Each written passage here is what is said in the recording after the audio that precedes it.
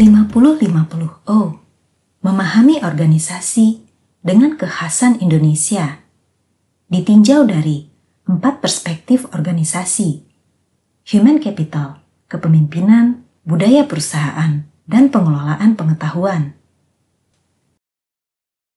3. Managing people, human capital. Artikel 18. Memahami sisi HR dalam GCG. Good corporate governance disorot ketika terjadi krisis kepercayaan investor terhadap praktik-praktik korporasi besar di Amerika pada tahun 1997 hingga 1998. Namun, setelah 10 tahun berlalu, bahasan good corporate governance kembali hangat dibicarakan. Namun, fokus pembahasan lebih kepada perilaku eksekutif keuangan di industri keuangan yang berakibat pada kebangkrutan Lehman Brothers, disusul oleh kejatuhan indeks Wall Street dan tumbangnya raksasa banking investment lainnya, seperti Merrill Lynch, Bear Stearns, dan AIG. Terdapat 5 prinsip good corporate governance, yakni transparansi, akuntabilitas, tanggung jawab, independensi, dan kewajaran. Dalam kurun 3 tahun asesmen Good Corporate Governance penulis terhadap 15 perusahaan BUMN Indonesia, aspek compliance korporasi terhadap dokumen telah sangat memadai.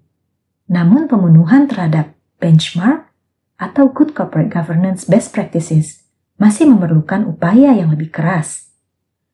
Pemetaan Good Corporate Governance memotret praktik perusahaan dari 7 aspek, yakni 1. Aspek kepemilikan saham dan pengaruhnya. 2. Aspek pemenuhan kewajiban perusahaan terhadap pemegang klaim finansial. 3. Aspek keterbukaan dan kerahasiaan informasi dan efektivitas satuan pengawas internal atau internal audit. 4. Aspek proses pengambilan keputusan direksi dan dewan komisaris. 5. Aspek perencanaan perusahaan dan manajemen resiko. 6. Aspek hubungan kepada stakeholders. Dan 7. Aspek sosialisasi good corporate governance.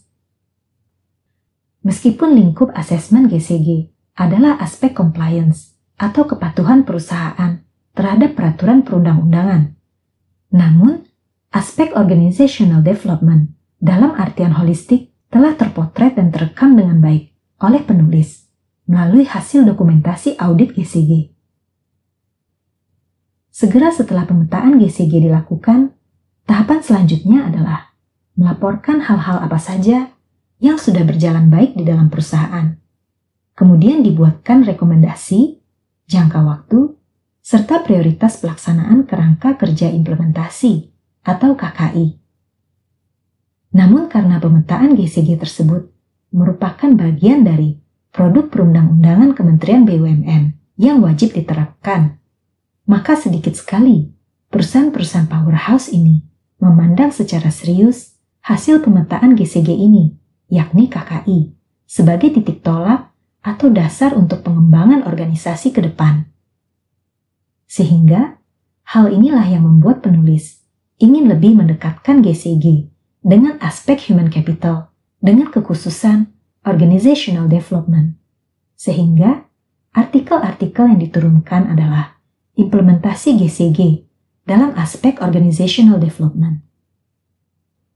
Praktik-praktik HR sebetulnya sudah sejalan dengan semangat penegakan GCG, seperti manajemen kinerja karyawan atau PMS, perekrutan karyawan, fit and proper test direksi, pengukuran kompetensi karyawan, hingga pengembangan karir karyawan.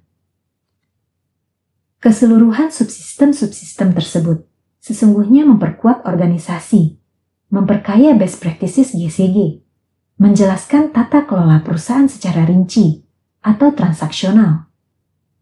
Sehingga, tata kelola organisasi yang dijalankan oleh organ perusahaan mencapai apa yang diinginkan oleh para stakeholders-nya.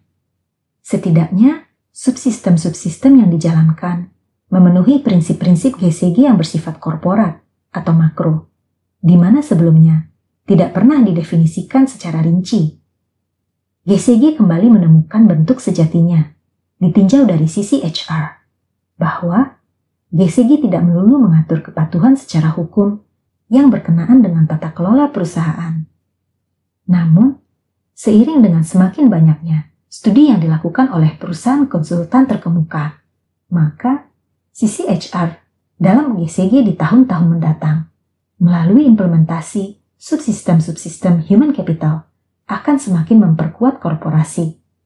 Semoga